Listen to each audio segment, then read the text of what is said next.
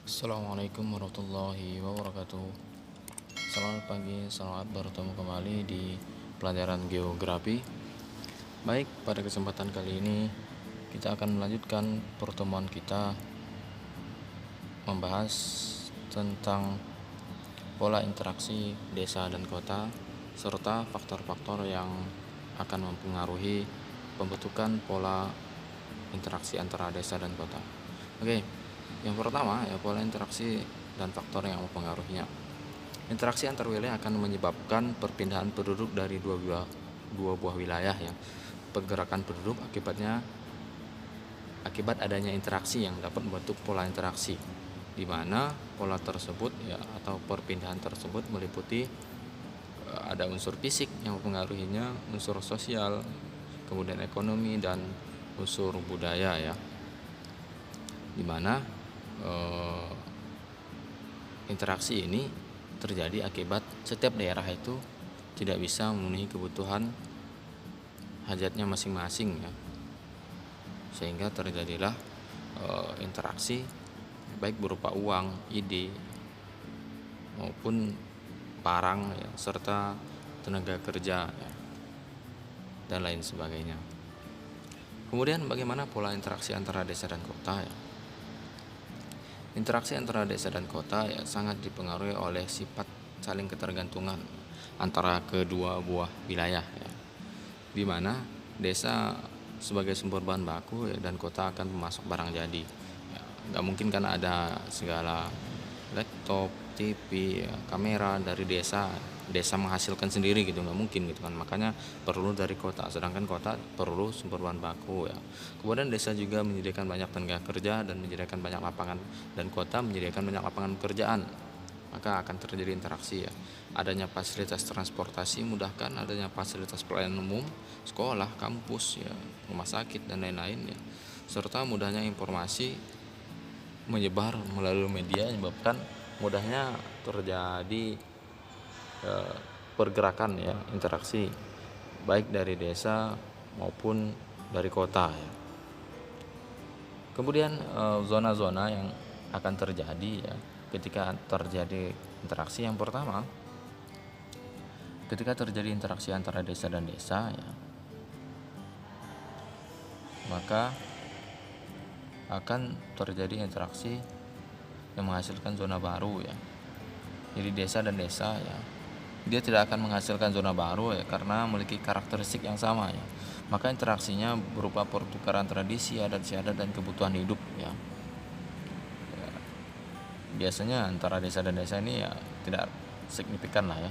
Kemudian kota dan kota ya, interaksi tidak terjadi perubahan karena memiliki karakteristik yang sama ya. Interaksi berlangsung pada bidang industri dan jasa. Jadi pertukarannya ya seperti itu saja ya. Kemudian interaksi antara desa dan kota ya akan menghasilkan zona baru seperti karakteristik yang berbeda ya, karena mereka memiliki karakteristik yang tidak sama ya. Maka zona interaksi akan membentuk pola yang bersifat konsentris ya. Pola bersifat konsentris ini ya akan memusat ya, karena akan terjadi zona-zona nanti ya, ada pusat kota ya, ada pinggiran, daerah industri, daerah buruh dan lain sebagainya ya. Kemudian menurut R.A. Bintarto ya, bahwa ketika wilayah-wilayah dan zona interaksinya terjadi ya, maka ada 6 zona.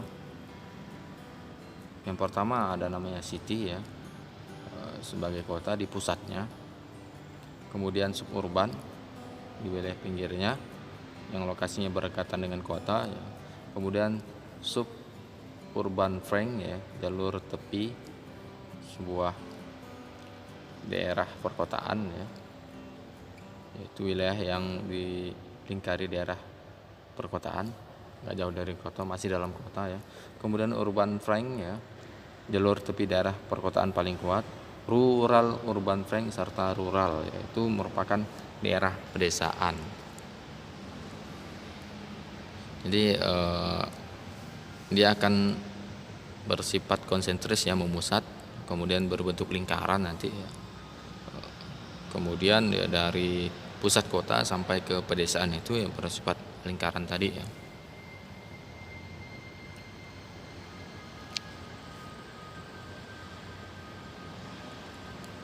Oke, kemudian kekuatan interaksi wilayah ya. Interaksi antar wilayah ini dapat diukur ya, di mana interaksi ini sangat dipengaruhi oleh jumlah penduduk dan jarak kedua buah wilayah tersebut ya. Di mana kekuatan interaksi diukur dengan beberapa rumus ya. Yang pertama ada namanya rumus Caroders, kemudian ada rumus hukum gravitasi ya. Kemudian rumus titik henti dan indeks konektivitas atau teori grafik ya.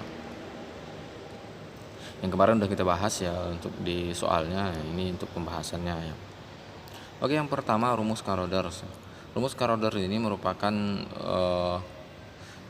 teori ya tentang kekuatan hubungan antara dua tempat berbanding lurus dengan besarnya penduduk dan berbanding terbalik dengan jarak antaranya ya. Jadi makin banyak jumlah penduduk di dua tempat, makin besarlah interaksi ekonominya ya. Tapi makin jauh jaraknya maka akan makin kecil ya. Nah, rumusnya I ya sama dengan jumlah penduduk 1 dikali penduduk 2 dibagi dengan jarak. Ya, ini sangat mudah sekali untuk menghitungnya ya. PA ini jumlah penduduk pertama ya, PB ini jumlah penduduk wilayah kedua ya. J-nya itu jarak ya.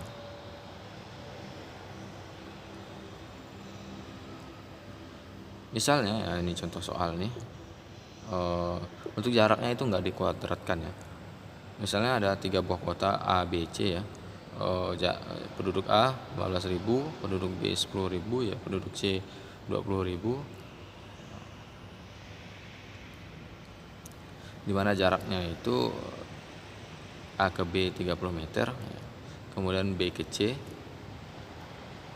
itu 50 meter ya, 50 km sorry. Gimana cara menghitungnya ya? Tinggal dimasukkan saja ya. Berapa sih besar interaksi ekonomi antara A dan B berbanding dengan B dan C gitu ya, atau AB saja misalnya bisa kita hitung ya. Masukkan ya, 15.000 dikali 10.000 dibagi dengan 30 ya, hasilnya 5 juta. Sedangkan B yang ke C ya, 10.000 dikali 20.000 ya, dibagi dengan 50 hasilnya 4 juta. Maka interaksi yang paling kuat yaitu A ke B ya. Kenapa bisa? Ya, karena jaraknya lebih dekat ya dibanding yang B ke C itu.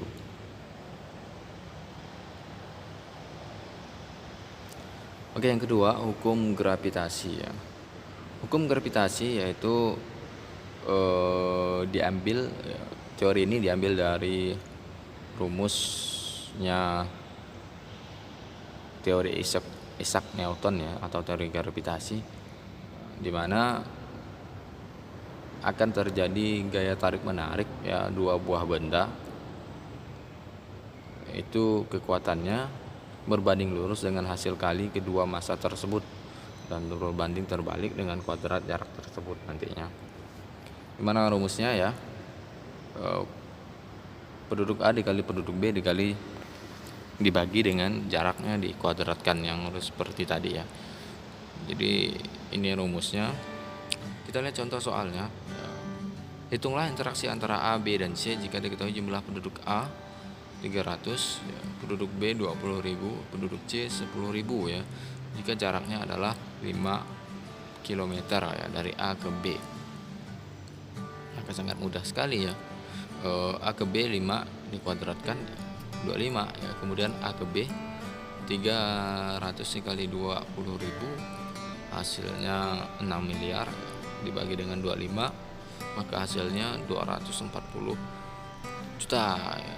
Maka kekuatan atau hukum gravitasinya seperti itu ya. Kemudian yang ketiga, teori titik henti. Teori titik henti ini atau breaking point theory merupakan hasil modifikasi dari model gravitasi Rayleigh tadi ya, atau teori gravitasi tadi. Teori ini memberikan gambaran tentang perkiraan posisi garis batas yang memisahkan wilayah perdagangan dari dua kota atau wilayah berbeda jumlah dan komposisi penduduknya. Biasanya teori ini digunakan untuk menentukan di mana lokasi strategis pembangunan industri, misalnya untuk pembuatan SPBU, ya, rumah sakit, ya, Misalnya ada 2 buah wilayah ya, di mana tempat atau lokasi paling strategis untuk membangun rumah sakit.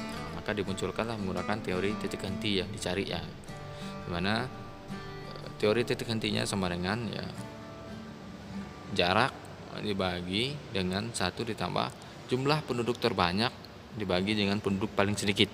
Nah, ini kata kuncinya nih ya. Nanti hasilnya itu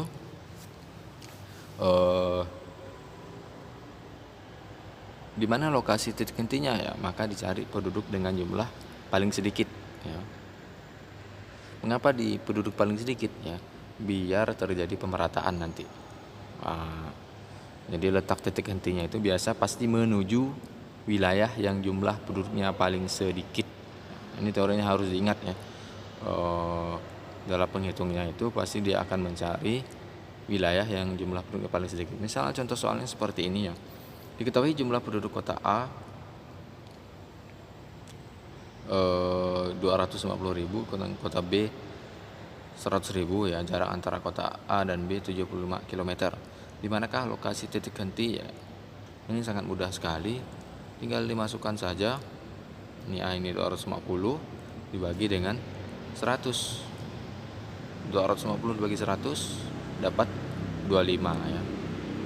Akar 25 dapat 45 kan. 1 tambah 5 sama dengan 6 kan. Maka 75 dibagi 6 langsung nih. 75 dibagi 6 ya dapat 45,9 ya. Maka lokasi titik intinya itu 45,9 menuju kota B, atau 29,1 dari kota B ya, tinggal dikurang saja, sama aja sih, bisa 45,9 bisa 29,1 ya. Hanya saja kalau 29,1 itu menuju ke A ya, dari kota B menuju ke A. Kalau 45,9 itu dari kota A menuju B ya. Intinya di menujunya itu yang biasanya ya. Karena nanti soal ujian atau soal ulangan itu biasanya muncul soal seperti ini ya. Jawabannya nanti sama ya, kemana dia, itu deh yang paling utama. Yang terakhir, indeks konektivitas ya. Indeks konektivitas merupakan cara dalam pengembangan wilayah dengan mempertimbangkan lokasi pembangunan yang akan berpengaruh pada pergerakan manusia dan barang ya. Ini sangat mudah sekali rumusnya. Indeks konektivitas sama dengan E per V ini jumlah jaringan jalan menghubungkan kota dibagi dengan jumlah kota. Nah, jumlah jaringan jalan itu ditandai dengan garis ya, sedangkan jumlah kota ditandai dengan titik. Nah, jadi cara menghitungnya garis dibagi titik. Misalnya contoh A, berapa interaksi wilayahnya ya, pada gambar ya. Jumlah garisnya 1, 2, 3, kotanya 1, 2, 3, 3 bagi 3 dapat 1. Yang B, garisnya 1, 2, 3 ya. Kotanya 1, 2, 3, 4 ya, maka 3 dibagi 4 0,75. Maka wilayah A memiliki kekuatan interaksi lebih tinggi dibanding wilayah B ya, karena wilayah A 1, wilayah B 0,75. Oke. Ini sangat mudah sekali lah ya. Yang terakhir, faktor apa saja yang mempengaruhi adanya interaksi antara desa dan kota ya. Interaksi antara desa dan kota merupakan hubungan yang saling mempengaruhi ya.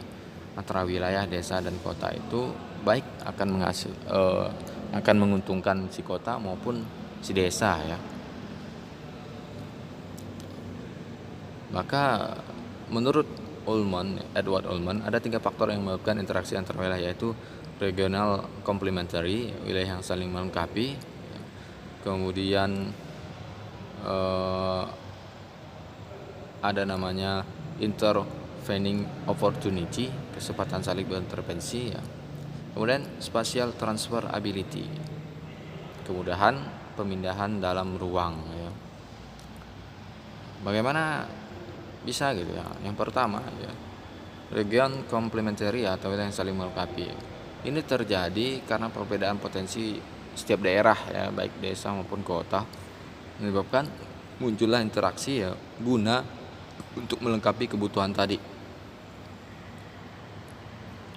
di mana akan banyak manfaat ya adanya interaksi antara desa dan kota ya. Kan nanti akan muncul hukum permintaan dan penawaran di sini karena untuk saling melengkapi.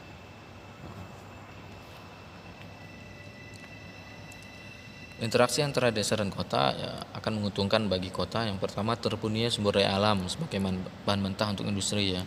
Kemudian terpenuhinya kebutuhan pokok yang dihasilkan oleh desa, entah itu dari beras, ya, padi dan lain-lain. Terpenuhinya kebutuhan tenaga kerja, tersedianya tempat pemasaran hasil industri dari kota itu bisa ke desa. Kemudian manfaat bagi desa, terpenuhinya barang-barang yang tidak ada di desa, bahan industri misalnya. Masuknya pengaruh kemajuan iptek ya, serta membuka lapangan pekerjaan baru di sektor pertanian dan lain-lain ya. Maka contohnya seperti ini ya. Di wilayah A terdapat surplus sumber daya alam ya, sedangkan kurang sumber daya B ya. Kemudian kurang sumber daya C ya. Sedangkan wilayah B surplus sumber daya B minus sumber daya A minus sumber daya C. Maka wilayah A dan B ini bisa saling bertukar untuk memenuhi kebutuhan A dan B ya. Sedangkan untuk kebutuhan C dengan wilayah C tadi. Kemudian yang kedua adalah intervening opportunity, kesempatan untuk berintervensi. Kemungkinan adanya perantara yang dapat menghambat timbulnya interaksi antar wilayah ya. Kesempatan berintervensi ini dapat melemahkan pola interaksi antar wilayah sebagai akibat adanya alternatif pengganti sumber daya yang dibutuhkan suatu wilayah. Jadi misalnya suatu wilayah ini tadi saling membutuhkan ya, tapi wilayah lain ini bisa memasok untuk semua wilayah tadi ya. Misalnya A dan B ini kekurangan, sedangkan wilayah C ini punya lebih untuk memenuhi kebutuhan A dan B. Maka si A ini bisa diintervensi oleh C ya. Kemudian si B juga sama gitu ya. Ini intervensi ini menekan ya, baik itu menekan harga ya. Jadi ya itu lebih larinya nanti ke sistem ekonomi ya, atau bagaimana strategi biar barang ini tetap diambil ya untuk memenuhi kebutuhan wilayah A atau B, bisa menekan harga ya, atau dengan cara menekan yang lainnya ya. Kemudian yang terakhir adalah spatial transferability ya, kemudahan pemindahan dalam ruang. Kemudahan pemindahan dalam ruang dapat berupa barang, jasa, manusia maupun informasi ya, merupakan faktor yang penting dalam interaksi, di mana kemudahan tersebut dipengaruhi oleh jarak, biaya transportasi serta kelancaran ya. Oke, seperti itulah kira-kira ya jaringan interaksi yang terjadi. Baik, demikian pertemuan kita pada kesempatan kali ini.